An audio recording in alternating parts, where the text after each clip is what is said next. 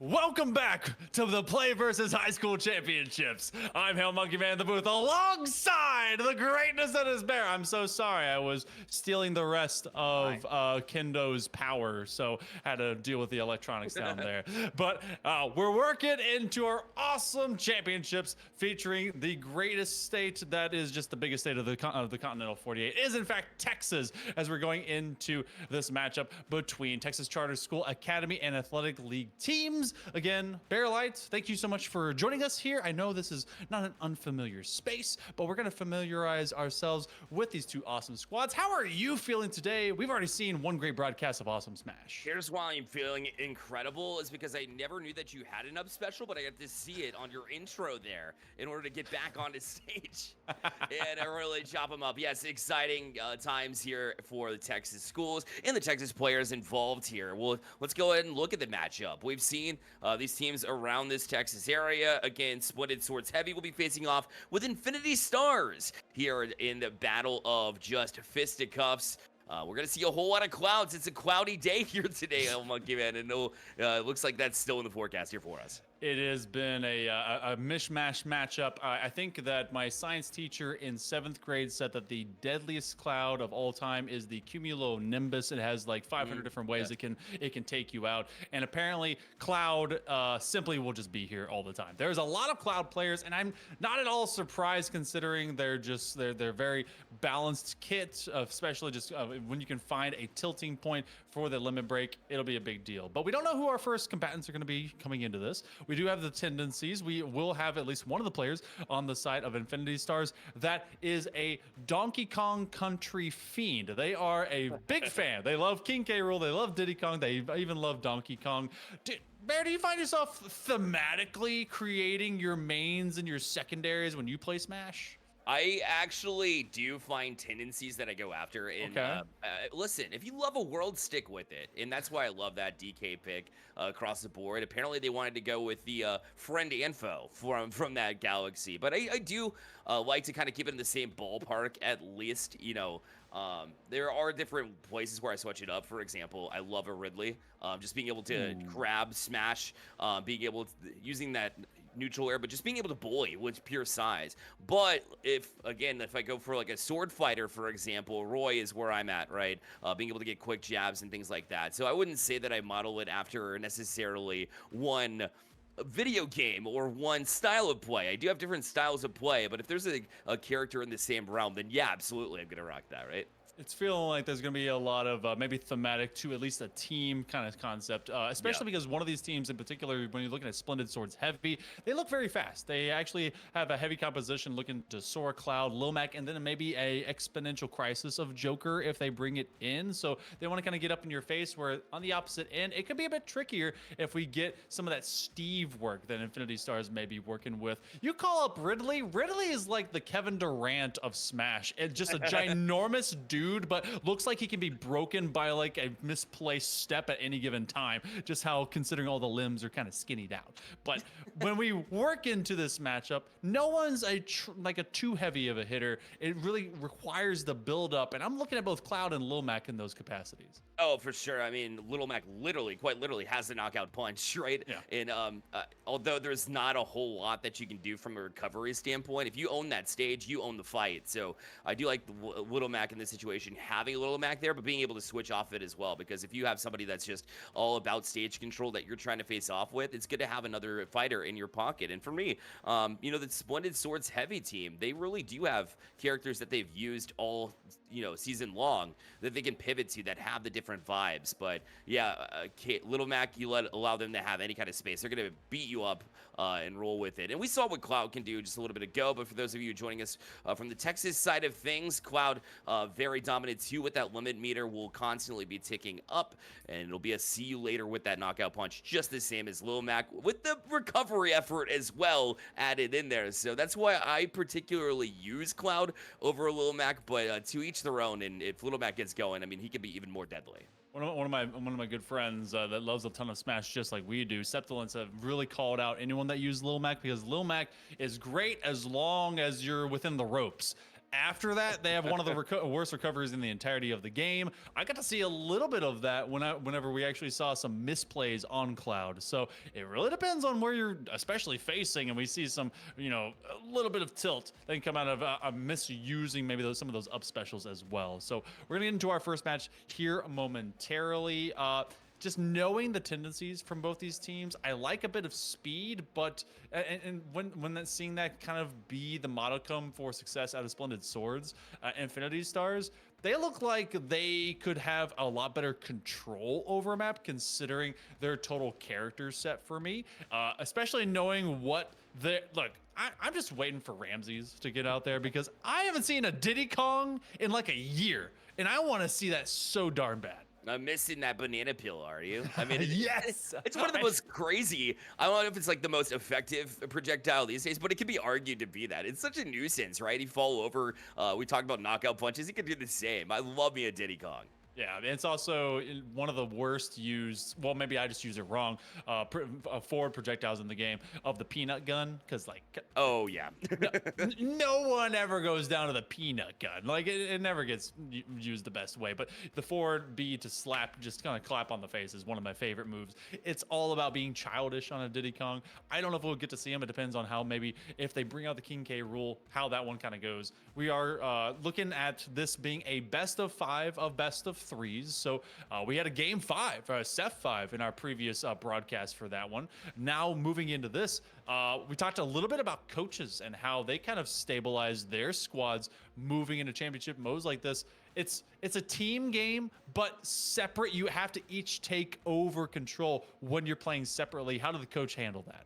Yeah, it's really about, stringing together what your strengths are and decision making around the 4-5 turn, or I say 4-5 turn out of habits, but 4-5 slot that you have to decide, because you have to fight your first. You have 3 fighters per roster. You got to play them in the first 3, separate, different players going in there, and then it's who do you go back to at that point in time. Everybody needs to be coordinated, being able to study as well. I'm telling every single one of my players, you got to study every single fight here. Even if you're the third one to go, you're tuned in for the other 2, and vice versa, because you never know when you're going to get the call for the 4th round or the 5th round if it goes to a 5th set. So you have to be ready. You have to be prepared. Know not only the character set you're going to go up potentially, but also who you're playing and how they utilize that character. So I'm always saying that all 3 of these players need to be focused, and that does say a lot about what you need to do as a coach. And if you're able to do that, that's how you're able to get advantage over even, schools that may even be a little bit more skilled than you might be at the current time. That's very true, and I've gotten to see the bracket of how some of these schools actually performed going deep into some of these sets. And Splendid Swords, they had to go against LPS Akatsuki in the quarterfinals. That's the Great 8 or the Elite 8 of this 18 bracket, and they went 6-5 with them. It was very hot and heavy between the two, but they ended up coming out the better of it. And then working into that second round, they actually went deep into with the HP Mustangs, and that was a 6-3, but it was actually Infinity Stars of the full game sets. They went 8-5 over their own school set team. But we'll be going into this one, and it's gonna be a cloud battle. Surprise, surprise. Oh my, we're gonna push it to the limits on both sides. Very cloudy day, as we mentioned before, and also make it very difficult to try to track those little nameplates. Will come even more in handy here. Little monkey man. It definitely will. And I believe that on the Infinity side, considering the tendency, I believe that we do have Angel, which kind of fits a whole cloud concept. And then on the other end, if I were to assume, that would be Nino. So as we get into our first matchup of the day, I mean, you have a mirror matchup, everyone trying to work towards meter, and it's as mirrored as a composition as you can get. And Infinity, well, they just couldn't have their player get all the way back. So they end up dropping down and they lose first stock. The Uptown, has been criticized as being very difficult to utilize as far as recovery goes, but I don't necessarily think so. I think that was just one of those moments where you were looking to, maybe you thought you had a little bit more room and try to fight it off, but at the end of the day, it's just a mistake that goes there, but 129% on the other side. So, I mean, they are still causing damage and will likely take the next stock. But that being said, I mean, it's been Infinity that's been holding them off again in this instance, able to put 74 before they're even able to get this stock. But the limit's there as well for them too. And bye. See you later. That's 2 stocks taken already here from Infinity. And that's this is actually, I'm gonna correct myself. This is Crazy Dazed. So Oh, this is their third pick because usually they're kind of on Lil Mac Joker. So they're trying things out. Maybe they just heard us talking about how everyone's gonna be using Cloud, so they want to join the party. They have that full rage meter and tanking the entirety of the full combo, 174%. So there's gonna be not only some extra damage that's coming out, but they're trying to survive the remainder of it. How in the world are they still alive? I don't know. And is still pumping with 193, especially with that packed punch. I don't care if you have limit or not. You still have that sword damage that'll really send you flying. But I mean, it's just being able to create that space still. And there it is. Okay, able to shield it off, and then that is a perfect 3-0 Hell Monkey Man. I cannot say enough about how they were able to handle business right off the bat. Beautiful. Just a day at the office, and it was a Friday, and you got to cut out early. 3-0 to start off our first set. I just a dominant feature, diffing the Cloud position here. And I mean, much of this game is mechanical, obviously, but so much of it involves a lot of personality. What does this do into someone that has picked up maybe their third best character walking into this first set against someone's first and just diffing them on it? That's crazy. I mean, it could be very mental game. It also could be a little bit of jitters too. Yeah. It could define it. There's just so many directions it could go, but this is where that team chemistry is really comes in handy. You have to have all three bought in here at this point. You know, as far as this set goes specifically, it'll be up to Angel to learn from it. I mean, think about it. When you're a Cloud, how many Clouds are you going to go up against at the end of the day? Maybe this is like a 200 IQ pick here from Craze, literally sticking to their name and making it a crazy choice to go for their third in order to get through. Just as long as you can brush it off the shoulders and make sure the mentality is not completely broken, you still have a fight in this game. There's no doubt. There's got to be some back pats, some shoulder rubs. Like, hey, it's okay, it's all right. You're good to go. Get back in there. But we are in fact going to be into another Cloud fight. So Buster Blade v Buster Blade, who brought out the whetstone and sharpened themselves up just a little bit more. So again, this is already in this first set a 1-0 for the side of Splendid Swords. That is in fact Crazy Days that's trying to bring it out, and it's just some good dodge committals here. But that's a fantastic plant. They just kind of meteor strike them on down, and that's again a current flawless run. They've gotten 4 stocks in a row. Yeah, finally an answer to some degree, but we've seen them play. We've seen Craze play up to 190% before they weren't even launched off. So they're willing to play deep. They're willing to take risks. They're also very much benefiting from some of the risks that are taken on the other side. Again, now, just because you get a little bit of progress, you can't let your guard down because once again, Craze is coming at you and the percentage is just about the same. So you're about a stock ahead. In fact, you're going to be technically 2 stocks ahead as the smash comes through. Surely we're not going to see another 3-0. Oh, you put it into the old water pool, and this time around, it will not happen. Finally getting the confirm. They were able to just outpressure them from the initial respawn. And so finally reminding yourself that you can get a stock on someone. That is actually a massive mental win, but in the other side, mathematically, it is it's a rough go. We've seen comebacks already here on broadcast, and that's a full combination effort as you actually do get Angel really pressing the advantage. We're dead even, at least on current stock, but it's still that full stock lead that is going to give Crazy Days a chance to really just kind of open things up. Yeah, you don't want to get too confident if you're Craze. Confidence is a good thing, yes, but you saw the limit filling up, and instead of really avoiding it and letting the tick away off the clock, you can just let it be. Instead, you're taking risks, and suddenly you blink, and here's Angel. He's coming away. Okay, all right, up to 107%. Got full limit. See if they can be able to use it. Got to land it. As they do actually find at least that combination, they tank the entirety of it into that shield. Very resilient in that bubble that it is, as they both land up onto edge. And you see basically the same exact combination used between both, trying to at least get an upswing just to get them up in the air and maybe start juggling them. But Bear, it's just no given ground here.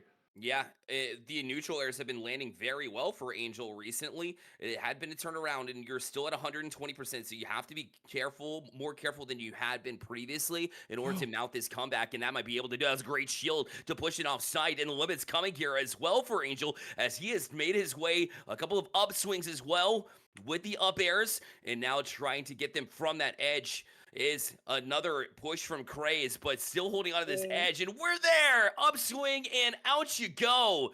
And still, even after all of that work is done, Craze, it'll be a 2-0 here for their side here. The Splendid Swords have been splendid off the bat.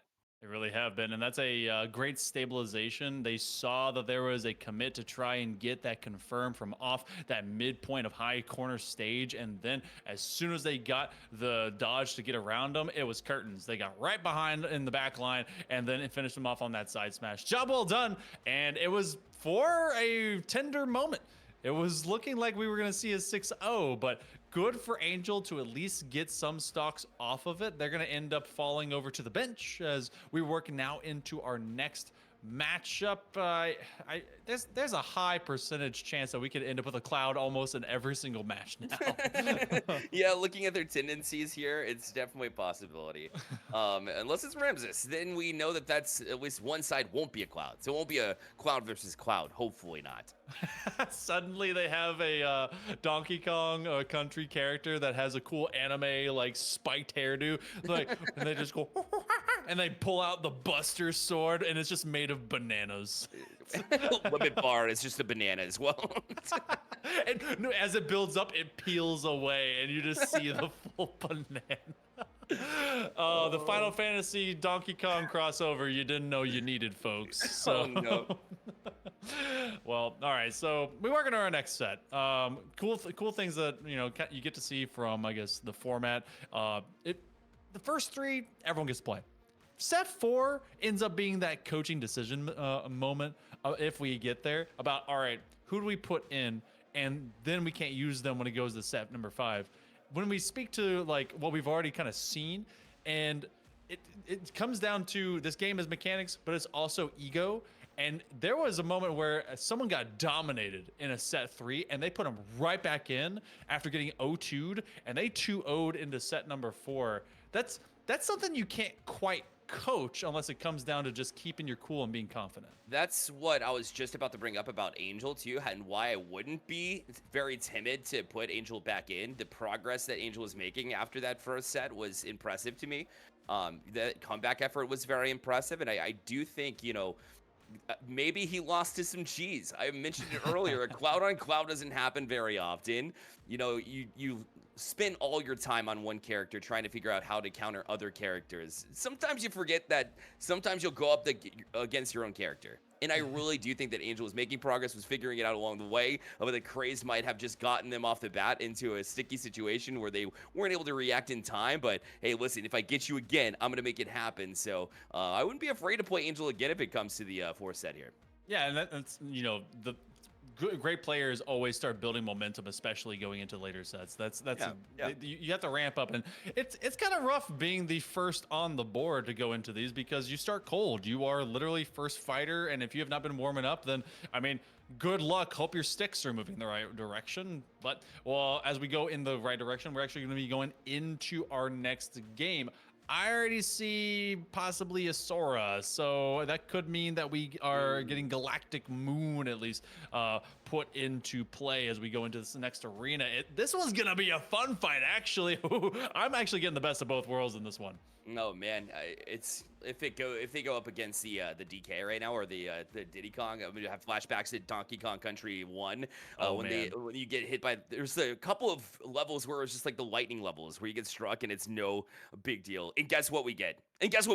I just manifested this. Let's go.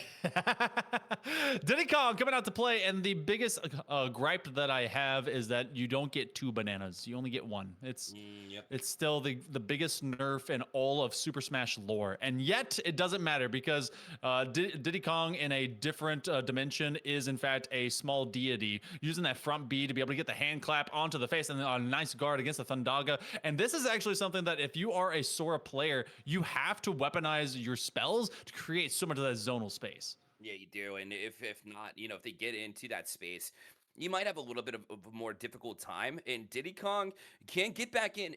It's really a surprise whenever they get in how powerful they can be. And that's a prime example right there is, you hop into the play, be able to get one smack in, they're gone. Even at like 80%, I think they were. Yeah, that you could say it's a primate example. Yes, see what I did there? Yeah, that was bananas. But thank you. And as we make a banana split decision out of this, the key thing that now is being found, at least as a kind of a reset point here for, I'm assuming this is Galactic Moon, by the way, is that they have had Correct. to really employ the Blizzaga as well as the Faraga in lieu of the Thundaga because it has been easy dodges. Look at the read. They're already making the shield, but because you are Diddy Kong, you have to cut down on so much space to actually do a cumulative damage. They can bait them into some of those freezes and those stuns. And even when you jetpack in here to try to get a little bit closer, that's a dangerous move. As a grab and the Thunder almost, the Lightning almost got them as well. And up B, we saw that at 20 the last time too, as they're able to kind of circle around it. The thing about Sora is there's so many ways that you can move the mobility in the air, but you're moving right into the crosshairs of what is that swinging punch from the Diddy Kong. And of course, they go back down and down 2 stocks. So we go into a tough hole, which Infinity would love to continue seeing being built up. They did lose that first set, and now trying to get off the roll, you go for the banana peel grab as soon as you go for that tackle, that just long distance affair, as they use that upbeat full jetpack straight into the back end of that Sora, and they're just not landing any kind of combination, no threat, no dice, no issue, but it was 188%. And they did have that 2 stock advantage. It's lended down to 1, but there's a lot of bonus damage here. And any good Diddy Kong is going to go for the meteor, smacked the Diddy Kong dunk to be able to finish off game 1 of set 2. And Galactic was starting to figure it out a little bit towards the tail end there. I did like the fact that they had a switch up trying to recover back onto stage there. They were having trouble getting back onto the edge, but being able to mix it up and get a smash first, and then be able to jump and bait out that edge guard and be able to launch them was a good sign. But at the end of the day, Rems is a little bit bigger, and maybe that's one of the reasons why they like this Donkey Kong Country aspect of things. They really did play Diddy Kong to perfection. There's no real mind games of sorts you can play. It's just kind of smash and dash when we're talking about a Diddy Kong, but that's all you need to accomplish here to win games sometimes.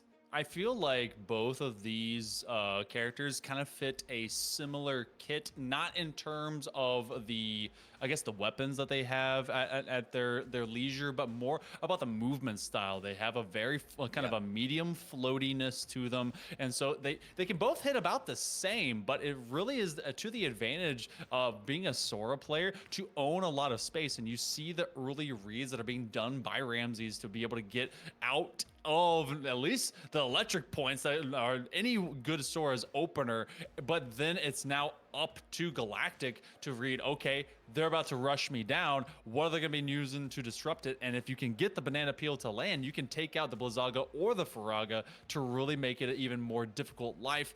It's all about CQC combat, and it's of course about just slapping a Sora in the face if you're a Diddy Kong. You have to, because that avoidance is pretty. It can be very difficult to do with the jetpack. I mean, they make it look easy the way they were able to maneuver around a lot of what Sora's been throwing out. So, I mean, credit where credit's due for sure. But yeah, I see what you're getting at there, and especially a dangerous spot to be if you're Sora. When they do get in close, will they be able to get in and get the smackdown to make it another 2-0 here? But this time it would be on the sides of Infinity Shots trying to give it a taste of their own medicine. And you see the switch right off the bat. And the Diddy Kong looking a little bit bigger because DK, it's his time to shine.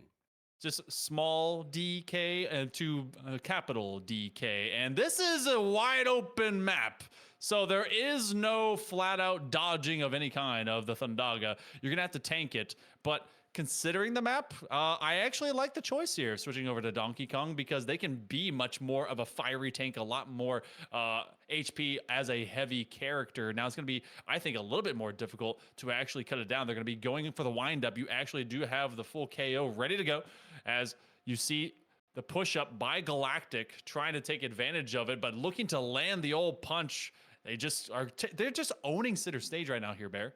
Yeah, there's it's so much easier to land those grabs as well when you don't have to worry about those platforms above you. And Final Destination is a great place to just go mano-y-mano as well. I know a lot of people say, hey, let's go PS2 as a gentleman's agreement, but really this is where champions are made of sorts. And right now, 154 though. You see a great answer back here from Galactic, and might have jinxed it here as finally Donkey Kong was able to get some hands on it and the clap, and we'll see you later.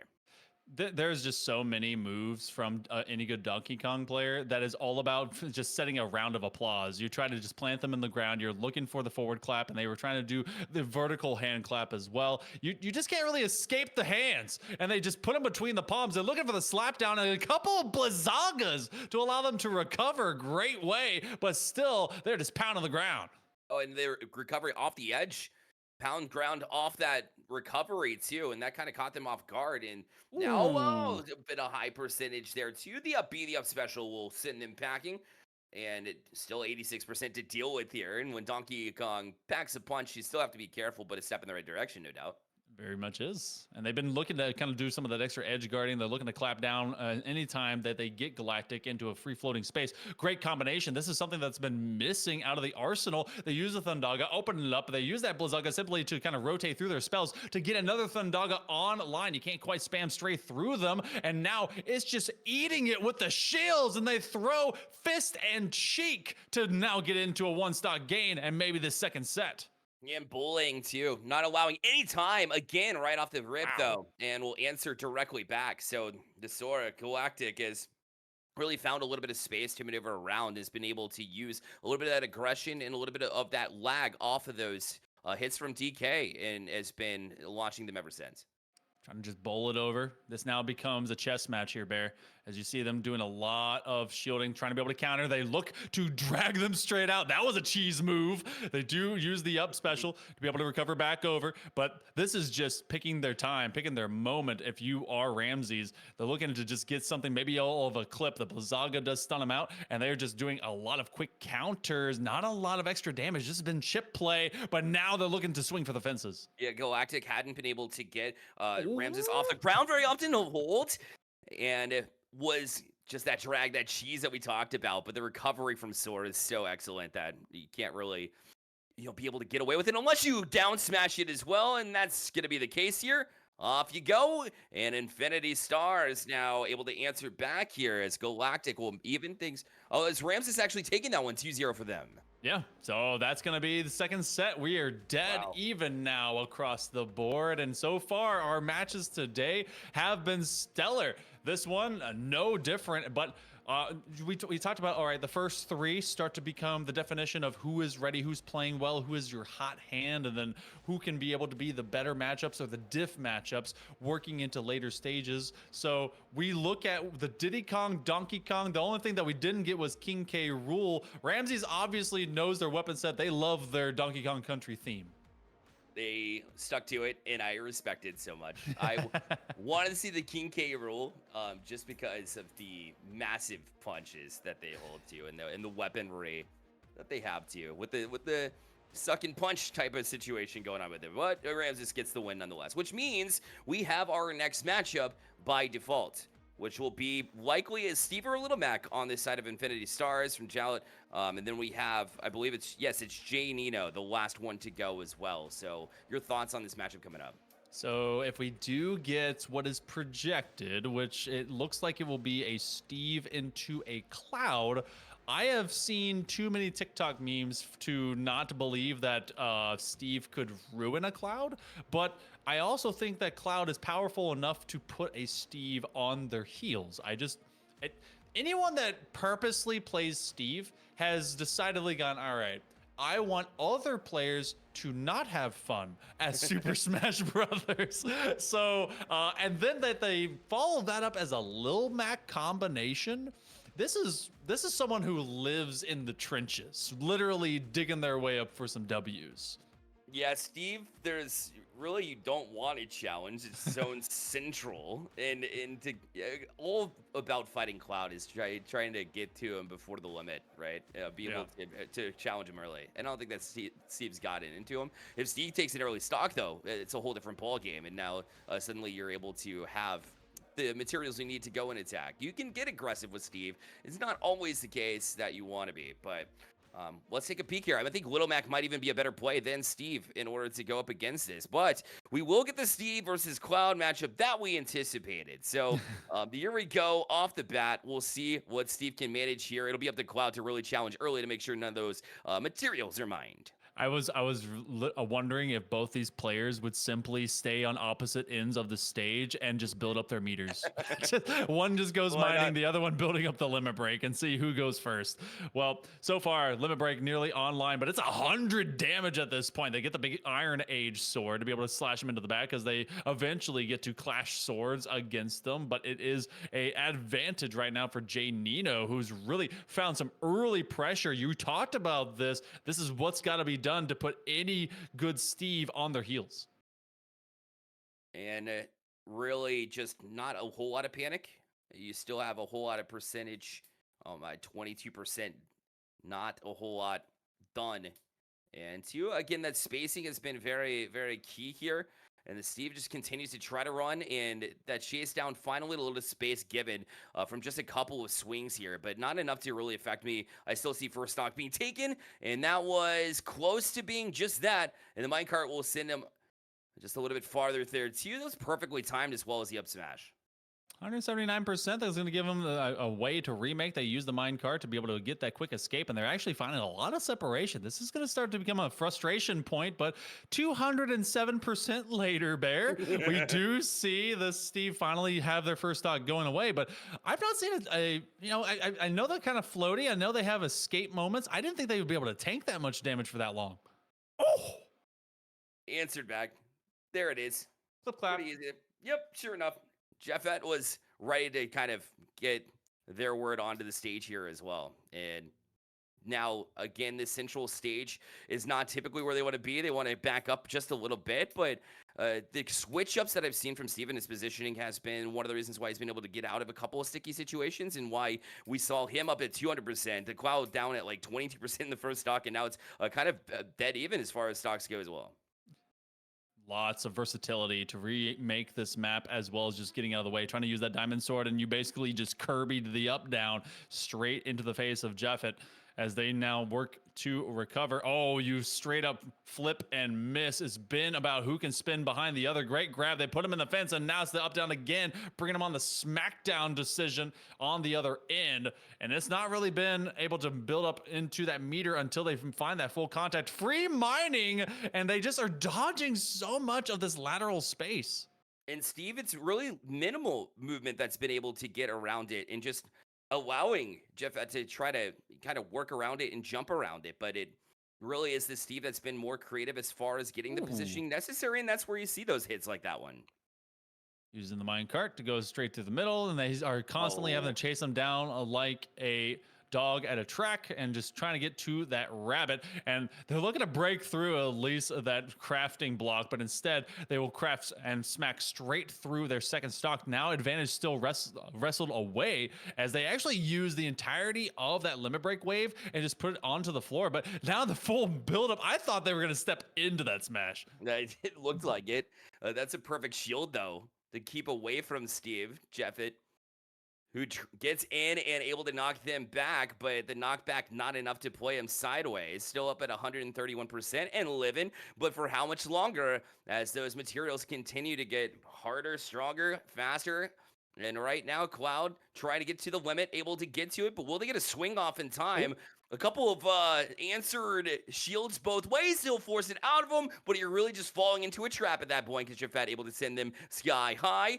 And they're at 54, 64%, but at least they're back even with stocks. I've actually been wondering where the consistent anvil drops are going to be because they're underutilized, but maybe they just didn't want to show their hand too early. This first one going down to the wire here at one apiece. They use the magma block, and they're actually baiting them to come on down to Meath, and they're going to try to do some extra, and they want them to go up to that platform on the dodge from the diamond sword swing. Not going to get that smash. They bring the anvil, and suddenly this is not as a misadventure for the other side. Nino, though, is going to finish off that story before it goes a bit too wonky for him. That's going to be first game here for this ravenous set. Yeah, Jay Nino was the first one to really realize what Jeffet was doing there, which was, little minimal movements to work around him, to get behind him. You said that was where you want to be. Typically, the disadvantage point for a player in Smash is above your opponent. But this time it was in front of your opponent. You wanted to get behind the opponent in order to get them done, take them care of them. And Jay Nino started to take little notes from that along the way, and with that Cloud was able to at least get the last smash, because it was looking dangerous there for a while because that Steve was getting in on him. But a big swing is all it takes there, and goodbye. See you later. Do you feel like there is just is there a case for an early switch up? Should it be all right? I'm gonna back over to my Lil Mac, because it feels like Lil Mac may be able to win in the clinch against a Cloud of this caliber, but maybe not. You may end up getting called up to be that fourth set type player. You could still, because of the runaway mentality, the escapism that we were seeing from many of these, especially they were kind of just reworking the map as it was. You can stick with the Steve, but I don't know. I kind of like the idea of sending a Lil Mac at him. What do you think? I think it would be more enjoyable for all viewers. And the way they're able to zone, it's sometimes, discombobulated a little bit. With the Little Mac, it would be very much more straightforward, just a slash to punch, back and forth area. But when we talk about the strategy side of things here for Jafet, the way they were able to establish with Steve, I thought was impressive. They were behind for a lot of it, yes, but they were able to work their way back into it. But look what we got. It's a Little Mac switch, and we'll see that the punch to slash combination that we were looking for. I think that this is a great idea, considering that there was not enough floor to be able to really kind of make those big setups that Steve's require. You have to be able to create that kind of space, and apparently they did not want to allow them any of that. The KO meter already online here for Jeffet as they just come into this fight hoping for it, and they immediately find first stock. Great cut down of space, great first KO. Up smash and see you later. And typically you think when you go to a stage that's going to have a couple of these platforms that would be a disadvantage for Little Mac, but that was a situation where the Cloud just was left floating, and you get so zoned in sometimes about how Little Mac is very horizontal, you forget about his vertical punch to you. Yeah, you definitely do. And that's one, again, great combination. They're going to try to break that clinch, and then they're going to use that up special to be able to bring it on out. And you end up just looking like a Link moment. They just kind of bring the sword straight to the floor and hope to guard from anything that's going to be an up juggle. And instead, they bring it straight from the limit break. Both these players using that full meter to full advantage. Yeah, Jay Nino was not about to get juggled there. There's a couple times where the up smashes where it looked a little bit scary, a little bit sketchy, but they came back down, like you mentioned, to use even just like a little maneuver to the right with the DI to get out of that one, and Little Mac becomes exposed, and they were able to do at least even stocks. But 105 is already the damage done here for the Cloud, and you see Little Mac take advantage of that. That punch kills so early. That that Lil Mac turned Cloud into a baseball at a home run derby and just threw them straight out of the park, up down to bring them in, and again already building towards another KO, just one tick away to be able to really kind of get some of that big meat and potatoes, and they actually find them, and that is gonna be it from 20 to death. Wow, what a snapback! And then we go to game number 3 of this third set. Ask me again if that was a great shot. And in retrospect, yes, of course it was. The utilization, you want to feel out your teammate. Yes, you play some of these players along the way as you go down through to the course of the season. I don't know if these two have run into one another, and you don't run into every character. Certainly, there's so many to have to keep track of. To turn to that Little Mac and have that much experience that you've had throughout the season to say, hey, this. My opponent might be a little bit less wary or less strong against a more attack-minded character. That's where that, switch of a character style really comes in handy. You should definitely know a lot of styles in Smash, and that's an example of that. I definitely credit Jeffet for not only not hesitating to make the move, but then making the most of it when it happened. Knowing that, we obviously knew Steve's supremacy. There was a lot of like, ban Steve, get him out. He makes this not fun. And then obviously you just see a Cloud kind of run it down. I've seen run it down type characters really force Steves to be uncomfortable. And sometimes there's even better Steves out there to just, it's almost like they're playing Fortnite and everyone else is trying to play checkers, trying to just meet on the field of Smash. That was a very smart move. Going over into Lil Mac, who doesn't have to really set up too many of their plays. Everything is in their gloves. They're ready to throw hands immediately from the rip and then just build up the meter. Jeffet tracked them down. There was no audible play to get away from that. So we work into game number 3. all tied up, and I don't know if there's a secondary move here, but I feel like you don't really need one. This one was still close, but that was still a 2-stock dub at the end of that game too. It was. Jafet was running away with it, and a lot of the reason why is because Nino wasn't able to challenge them at all and push them towards the edge of the stage. The stage control was all in favor of Jafet. If that continues with the Little Mac, which we will get again against the Cloud, now it'll be Nino's turn to push him towards these edges, be able to break them, and be able to send them off the edge. Otherwise, you're going to see a similar outcome. Little Mac's simplicity is why I like it. Because you know that I don't have 200 IQ plays. I'm just smash it up type of player. But right now, this player, as it stands right now, is very strong with Little Mac and charges up that punch to cause 55 damage to get even here. Yeah, that's there are some big haymakers that can be established, and they are going to make you say, hey, whoa, can we just calm down and play a game? Please, no, thank you. KO meter already built online. You have the limit break as well. That immediately gets used. That just pumps it up over the way to 107%. That's going to be some rage some rage damage as well, as you also have the KO, and that's going to be a fat miss, which is unfortunate for this Lil Mac position, because that's where you really want to swing. The up smash throws them straight out, and you're already getting more than half that meter as they have extra time. Nino with the shield dodge to the right side when they saw the Little Mac charging up and jumping at you. You have to have great anticipation to play around Little Mac, and that was a great example. And now trying to play him from a distance here. That spacing was great and needs to continue to be that way. But Little Mac got a punch, and they can get the percentage just so close so quickly. Tanking a lot of this, 124%, and now extra just lethality being dished out. As again, we have another KO meter. You gotta find a connection there, and no, they were expecting to be forced contact, but they just are not landing the uppercuts. So this is gonna be Nino being pretty safe with a full stock, and now a ton of bonus as they just throw wave after wave of energy damage, and then they just wait to juggle them out. This has been an even tougher adaptation, but it's been a great one for Nino. Because Nino's been so good at being able to transfer from one style of play to play against to the complete opposite style of play here. And that's why, you saw it catch him by surprise and maybe drop that last game. But right now, Hail Monkey Man, I'm seeing no reason why they can't close this out.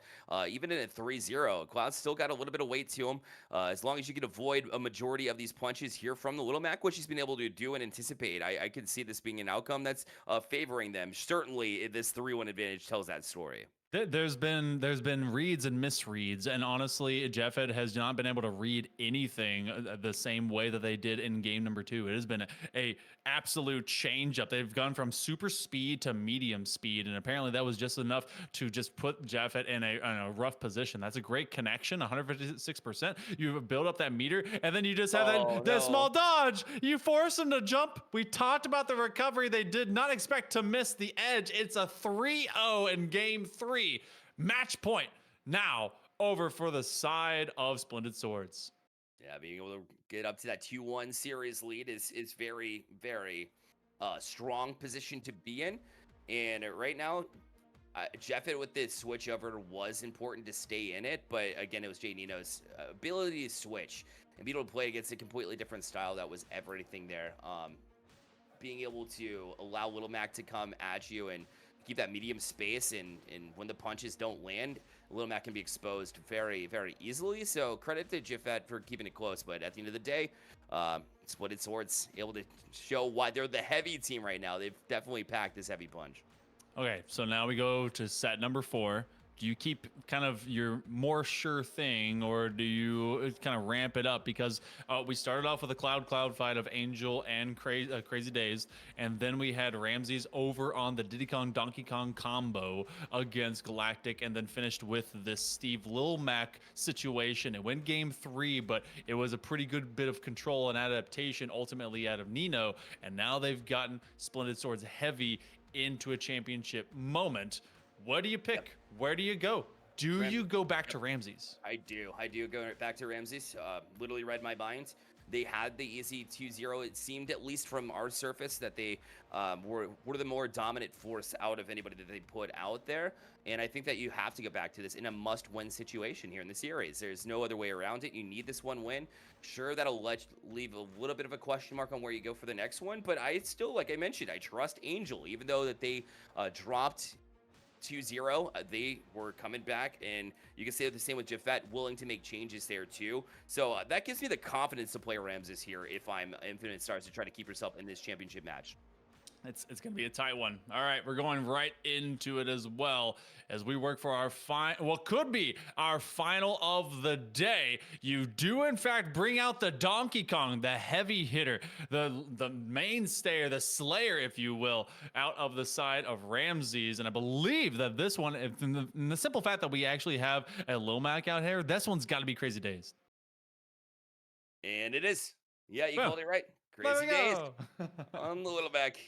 And this, if you wanted to get any more just let's drop the gloves like you would find in hockey, this is it. This is going to be the bullying either way.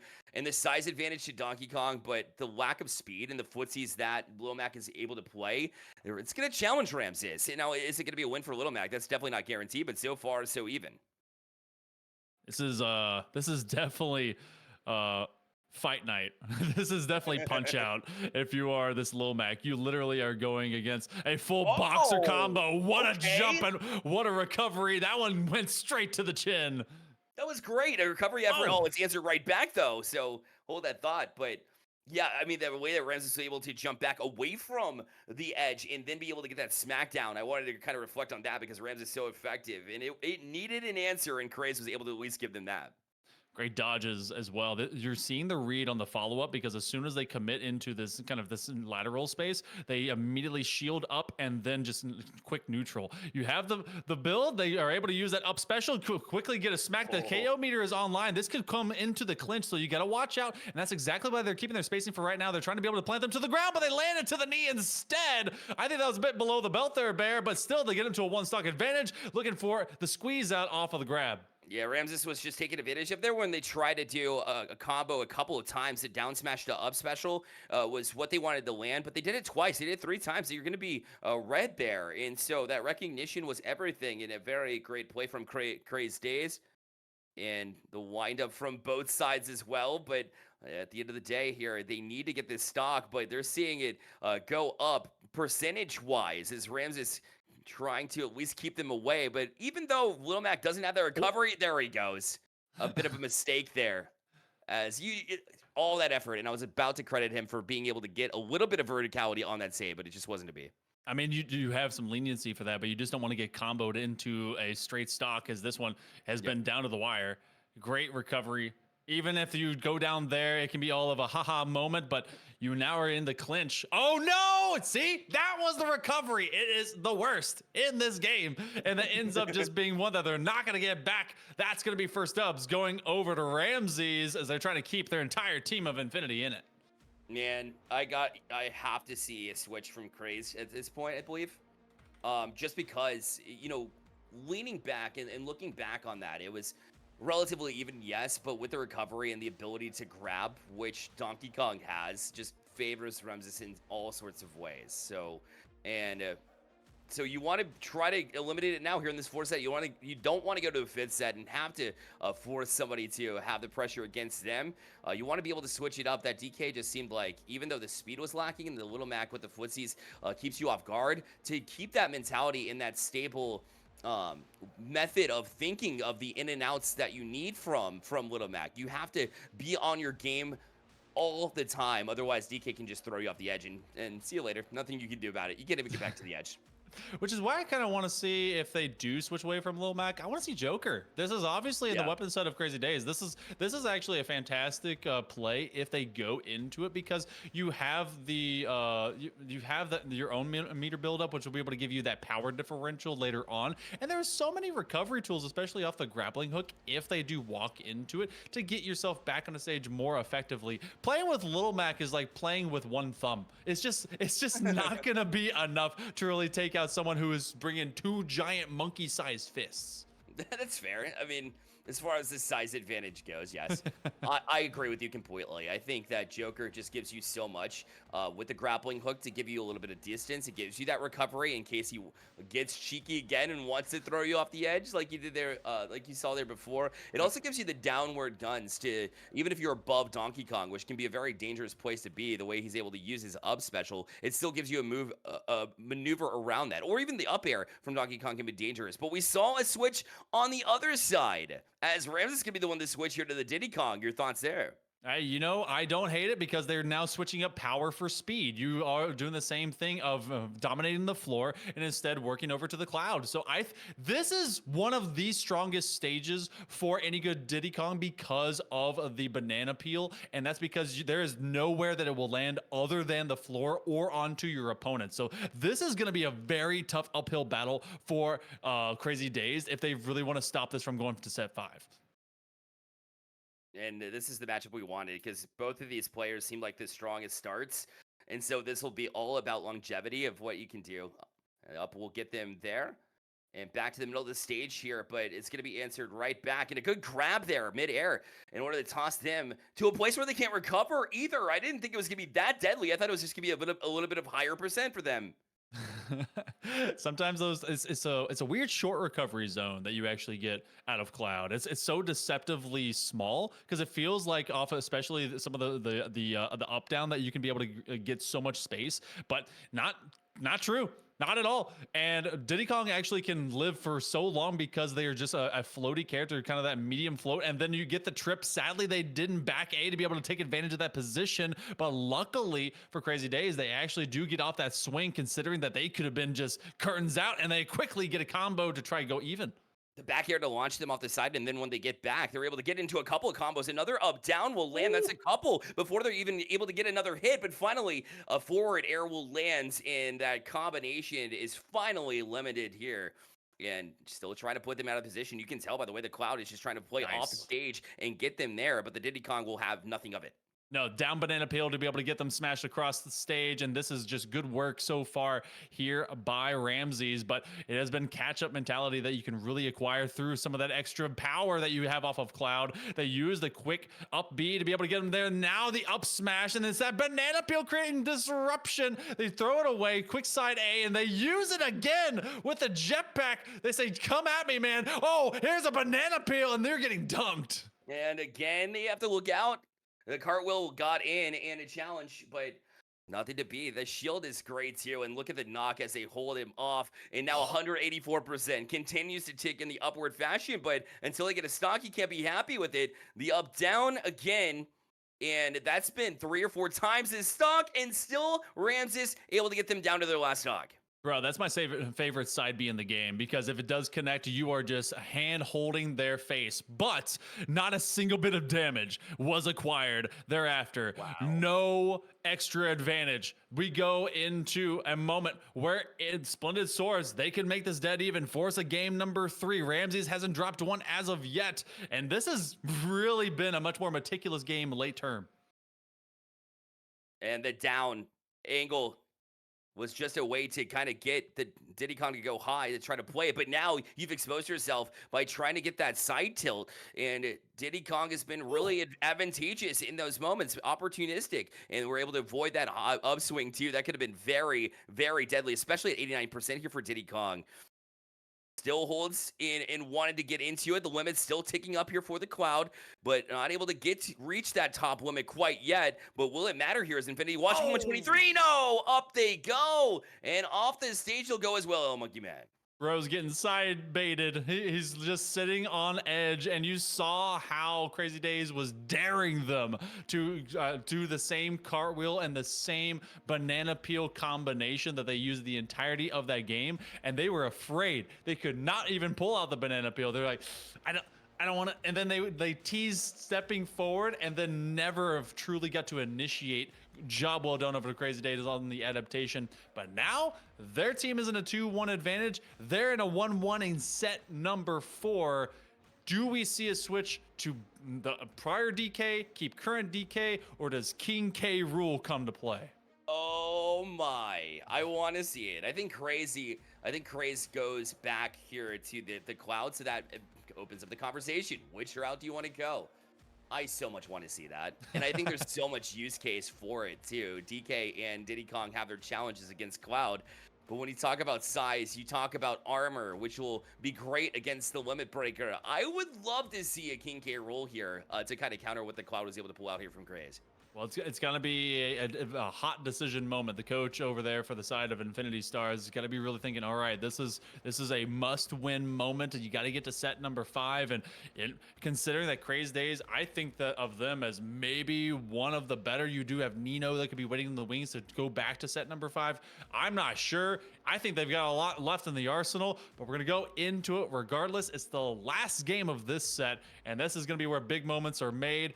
I think that we're bringing out the big monkey all over again. You stick with Cloud, and you just go hand-to-hand, fist-to-fist. And what do we see? A DK move. And I don't hate that either. I do like the big situation here. I would have liked to see the King K roll, but either way, the way that Ramses has been able to play with DK so far has been absolutely excellent. If you get those grabs from Cloud, you can really take advantage of it too. Cloud's not exactly the speediest of all characters with it, bearing a sword, and you can, if you get in and cause enough chaos, then it could be great. But right now, he's having difficulty trying to get in right now. Bit of difficulty trying to find those connections because so much of the play that you get out of Donkey Kong is getting some big grabs and of course landing off of your built-up KO, but not going to get the punch-out swing. They actually won't even build up to it whenever they have a moment. 126 to 23. That is not the kind of differential you want to see early, and I really feel like this big battlefield is playing in differential to them. They're not finding any handles on Crazy Days, and they are just getting swung out of contention. That's where that studying comes in from when you watch them face each other. Ramses was able to get away with that up special recovery, the swing, the helicopter, if you will, from the DK that you just saw. But then when you try to utilize that, the swing from Cloud was so long that they couldn't get to it. So that's just good utilization and great studying your notes from earlier. All right, so they've adapted, but you've also seen the combinations that can be found, but it's still, they're just not allowing them some even footing, 89%. That's still from the previous stock to this one. Not a lot of buildup. You're really feeling like you're lacking something. You've hit the shield, but you've not hit the meat behind it, and that is really Crazy Days that's been keeping this one at arm's reach and make it sword reach and more. Look at that already on the edge guard as they bring it right above, and this just been unable to tumble into control, and this is looking really bad for Ramses. A back air from Craze landed, and then you circle around, and then you're able to get a side tilt to land as well, right where they were able to calculate where DK is falling to. You don't have a whole lot of options, but what you do have is a large foot to put in their face and send them packing. So finally they get a stock taken, but at what cost? Monkey Man, 141% here, and Cloud has been doing a great job to read it. Another touch here, make it 160.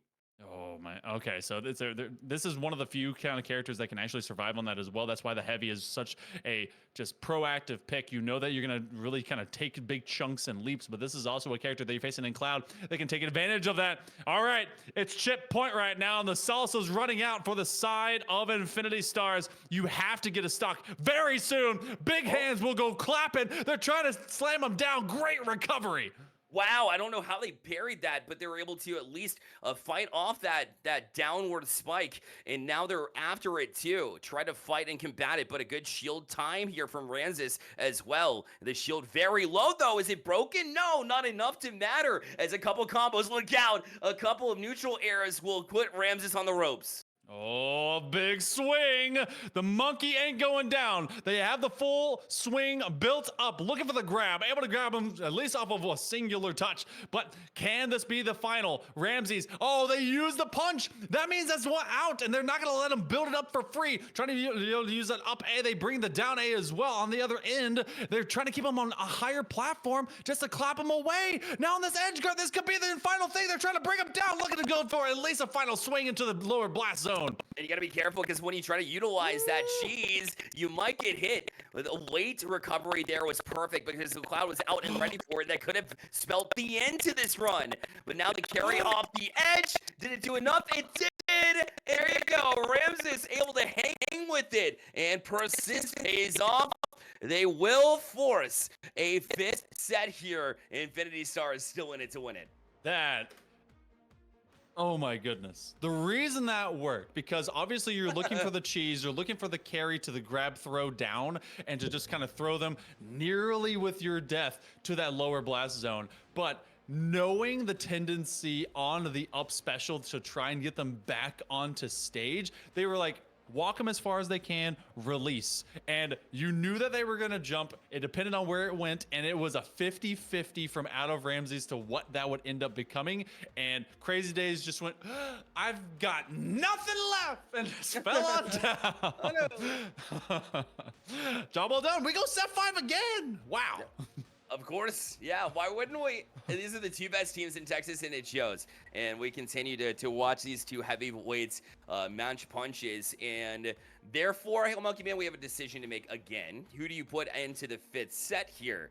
So Ramses off the board. You can mark them off. We've got Crazed off the board as well. That leaves for Splendid Swords Heavy. We've got Galactic Moon with that Sora we saw earlier. Also has a Joker, potentially. Or J Nino was so effective on the Cloud, and you give them another Cloud run for their money on the Splendid Swords Heavy side. Versus the Infinity Stars side that has a Cloud from Angel, and also has Jafet still, who looks strong on the Steve, was willing to get over to Little Mac too. Oh my goodness. I know that it's boring as heck, but I feel like we bring another Cloud. I feel like Nino comes out. They really were, they adapted so well into the Steve and Lil Mac. And considering how that is still on the table as a possibility, I feel like that ends up happening. But Angel, they didn't exactly, they went into that Cloud v Cloud. I think that was them earlier. Yes. And it did not work out. So do you play the 50-50 knowing that you have to work extra hard on a Steve for things to work out, or you've been completely wiped out under your Lil Mac? Oh, that's so tough. I feel like Nino's coming out though for Splendid Swords. I feel like that's a guaranteed. I may be super wrong. Yeah, it doesn't say anything. It's just J Nino in the moment was able to make adjustments that have to be made regardless, especially if Jafet comes back out there again. The Sora trying to fight a Steve can be very difficult. Trying to fight the Little Mac, equally as difficult, but in completely opposite way. But again, if Joker from the Galactic Moon, there's just so many aspects. Let's find out. It's game time. It's set number 5 for all the marbles here in Texas. Championship points. It would only come down to a game 5. And of course, we wrap it up with a Cloud v Cloud. Oh man, having to fight yourself. This is a doppelganger syndrome, and someone's gonna walk away with a Final Fantasy convergence, if you will. So we do find a Cloud v Cloud, and last time it was Cloud v Cloud, it was Crazy Days versus Angel. So Angel will be walking it into Nino, if I am going to have my assumptions proven correct. So you just have to execute better. You already have the limit break built up, and there's now an exchange, as we do at least have an evening out of the damage meters. All right, Infinity is Angel. Infinity is Angel. Okay, I got that in. All right, locked and loaded. Try to keep them separated. Yeah, absolutely. Also very tough on the punch part. They got 89% up on the other side. Extremely even, not only in the character-wise, but also in the percentage-wise. The first stock is going to be ever so important to at least set the tone here. Very low shield currently for Angel, and they'll have to be careful here, but it will reset before the breaker can come. But both punches, both ways. But now that projectile is so perfect and perfectly timed to wait for the shield to come down. That anticipation was the reason why they get the first stock taken. This next one's about to get taken immediately thereafter, though, but they just couldn't quite get the final confirm. Even at 159%, Cloud apparently can take a ton of extra damage. Maybe that's why they are an even match when it comes to Sephiroth. 108%. All right, we go zeros. Game number 1 looking pretty swift, but it's about who lands that last blow that really kind of matters. And Town and City, it's kind of a crazy evolution. If you look back to Advent Children, by the way, shout out that old awesome CGI movie. It feels like we're running down skyscrapers with the way that all this stuff keeps moving around on the platforms. We do. The chase effort too. It's so reminiscent. Up down to land here for J Nino. So wants to keep that distance and get the limit bar up, but no real gain ground here, as they've been really fighting this right ledge for the entirety of it. A down air as well will kind of stab at them and try to just cause a little bit more damage, but it's finally going to be adjusted too, and a couple of shields will get them out of dodge here, at least for the time being, but right back into their hands now as Angel's got this full bar. But what can they do from it, especially when they have had trouble trying to dance around that projectile and dance around that big hit? Again, it's a completion of, all right, you do see Angel falling first, and that's just Nino kind of walking it in. Nino's a little bit more effective, but a fantastic flurry of combos, but they use that outside platform to really find at least a moment of respite and resource. And yet, even when they come back through, now it's really kind of pressing the advantage. You have built nearly an even stock percentage here, but finally on the confirm, 64% is going to be tough to recover from. They're nearly full, and they use that quick wave to really just take away that space. They're not going to be timid about this, Bear. Nope, and Angel's going to try to load some of that limit in his back pocket, but not go all the way until they're ready to maybe have their opponent forget about it. But while they did that, again, the punch is coming out in the limit bar on the other side, coming up for Gene Nino as they look to get back down and save themselves from a high floating situation there, and finally does, but going to be chopped up in the process as they try to get some limit bar going, but the shield was down a little bit too early, and Angels was able to take at least a little bit of an advantage here, and we're at even grounds here, final stock, at just both players almost over 100, but very dangerous situation. Projectiles landing, you're not going to get back on stage. Perfect edge guarding there, and unfortunately, the Angel has fallen, and Jay Nino will take the first of this best of three. I never thought that perfect edge guarding would come in the way of wave spam. Just, all right, Cloud, we need you to protect this corner. Is like, all right, cool. just keep throwing energy waves. Perfect defense. But it was, and there is a known limitation to the recovery for Cloud, and both are taking advantage of it when they can, but it is in fact Nino that puts their school in match point, championship point, as they walk into game number 2. And it's not like there wasn't an answer each time, but it was Nino definitely leading Angel by the nose just a little bit longer. That's in every single stock they were leading and got into the next one, and Angel did answer back for them, but you're right, and if that's the case, if it's going to be a stock race like we saw in that first one, then Angel's got to go ahead and take the first one and really start to zone a little bit better, get a little bit of the limit bar going, not be timid to pull the trigger. It seemed like they're timid in a few situations where if they clean it up, they can and get a head start and get confidence going. That's where one place that they would love to be, and one place where they can really start to get things talking here for Infinity as far as making this huge comeback, not only in this game, but also in sets. We'll see if they can get it done. Well, you cannot fall behind if you are Angel. You must get the job done early, and you have to diff out on this Cloud right here and right now and work into a game number 3. There is no other options, and they're really pressing it early as much as they can. They actually have Nino that's been kind of bearing down upon them, but I mean, tit for tat, even for even, it is still Nino that's finding some of these early flurry combinations. I love that short hop. Oh, you expose yourself there on that second platform. I love the backstrike though. Oh yeah, they've been doing a good job to be able to jump over the blade beam in addition to that, and now trying to get back into a place where they can feel confident with it. The up smash, though, will come out here. It's Jay Nino trying to cause a little bit more damage here, but they have their hands full yet again. Limit breaker out, though. Look out. Jay Nino is packing a punch, but not able to get a shot off. Not able to get a swing out before that limit bar goes down. Now it's Angel's turn to try to answer the call. This is his chance to get out to a start, and we'll do just that. Okay, look, that's what you're looking for. Angel finally able to find the place of advantage, but nearly a full combination. The up down to be able to just create some separation. I thought that was going to be an immediate answer, and it looks like Nino is at least going to force them into a juggle position. They get underneath a great shield block to be able to get to it, and they short hop and throwing the old Buster Blades straight to the noodle. I didn't know Cloud had a steel forehead. What we are learning is what? Oh, what? All right, Angel will take that all day long. Granted, Angel has been doing it. Okay, one stock directly back. He's been doing a great job to find out where it is that, Nino wants to DI down to stage with, and they've been able to take advantage of that and get a couple of combos in before they could even blink. But the answer was made here in an instant here. So now instead of a 2-down stock for Jay Nino, it's 1, which is still a dangerous place to be. Oh man. Okay. So in this one stock differential, you don't want to take your time. You still, well, you can take your time and you have the leniency to do so, but you want to do exactly what's being presented right now. They have that limit break that you actually are looking for just one super contact swing and you want to find the sure thing. They don't use it as shield. It's shield for shield. Someone's is going to break if they keep spamming into it. You use the limit break now as we're dead even, but Nino still in that disadvantage. Hello? I think that they thought that they had some lateral movement going, but they were not moving sideways. That went up, that came down. Very, yeah, very uncharacteristic of what we've seen from Jay Nino in the past. That's twice during that game, and so you gotta brush that off the shoulders. It happens. Yeah.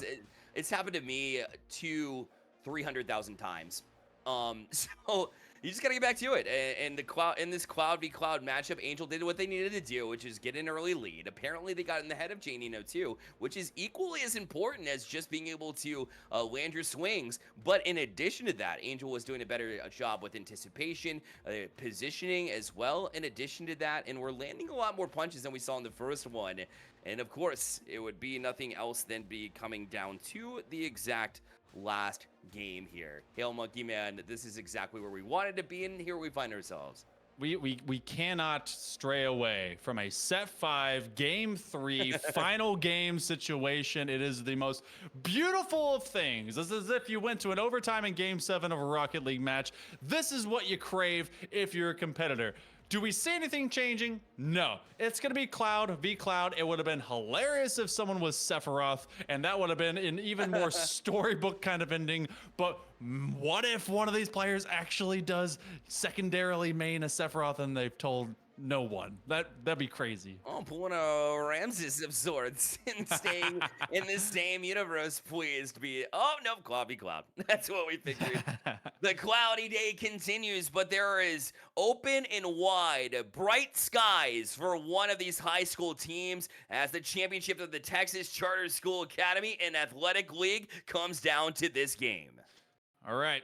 We started in Town and City. We end in Town and City. Not quite skyscrapers, but I'm sure these two anime-driven hooligans will obviously have a fun time running up the walls of whatever kind of buildings stand in their way. It is going to be first stock that really kind of creates that separation, obviously on the initial pick, but that's really been the indication of who's going to take the overall game. Fantastic combination early there, but that limit break is still online for Angel as well. Yeah, Jay Nino, though, is bullying to some degree in that up smash position. So really this pick here to go to Smashville has been advantageous to get that up tilt. And now with the up air 2 to bring them down and have them stunned for just a second. Now we'll catch them on the landing to do even more damage here as Jay Nino will push their percentage up to 130. And now 145, 33 rather, and able to load up that limit in addition to getting the first stock. I didn't realize that upswing was actually going to send Angel out of the upper blast zone. And I wonder if they just didn't pull down. Oh, counter for counter, by the way. Quick combination. And that's actually going to be a massive build. What? Whoa, 80%. This is taking a momentum swing here, Bear. Suddenly, we're all the way into final stock. Jay Nino turned into El Nino, continuously putting on swings now. And just one stock left, and they're counting up even higher. 79% combo after combo. Finally, Angel able to get a touch, and now we'll get an upswing to kill what was a huge momentum swing here for Jay Nino.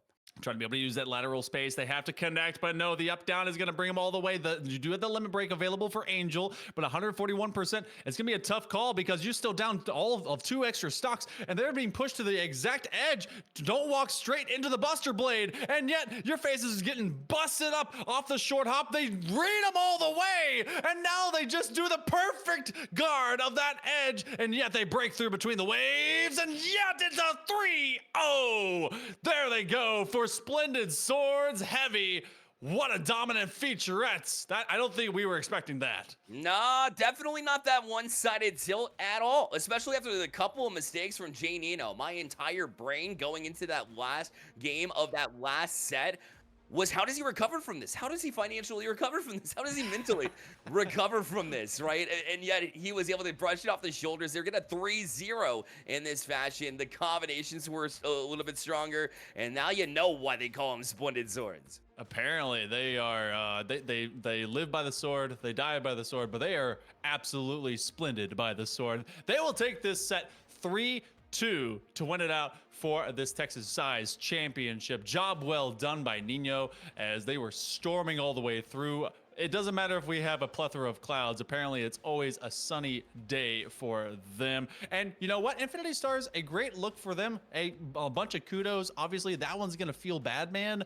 It feels like there was a couple times I didn't expect either of those stocks to go through that fast. But still, you know, life comes at you fast. So does Super Smash. And ultimately, this squad did it really well. But Splendid Swords, just a little bit better. Couldn't agree with you more. And the Cloud v Cloud turns into one style of clouds in the Splendid Sword side. A great time to congratulate Infinity Stars for getting to the finals as well. They put up the fight of a lifetime here to be able to push it to the last set and came out just a little bit short. There's always next semester, of course. And PlayVS.com is where you can get started as well. Make sure you go there, check out the many different avenues that PlayVS can help and accelerate your high school program to new heights. Completely the place to be overall, and what a finals it was here for the Texas Charter Schools. And in fact, we want to thank everybody, the host school as well, for being live in person for these championships and being able to host these games and these two incredible teams in that live scenario. A thank you goes out as always to all the PlayVS folks behind the scenes that make it possible, and to the production team as well with Shredder Shades here with us. Big thank you goes out to everybody involved, and for all of you for tuning in to Hail Monkey Man. Final thoughts here. It was a wonderful day of just Super Smash, as well as seeing a high school talent really being able to flourish, be it in person, remote, or just being able to kind of throw hands with each other in a spirited competition. A really awesome way to be able to see the competition just find its completion at the end of the semester. Thank you, everyone. We're going to be doing even more in the future, but for right now, this is the end of your evening broadcast. Have a wonderful time. You were awesome. Bear and I, myself, Hail Monkey Man, will see you on the other side. Have a wonderful night.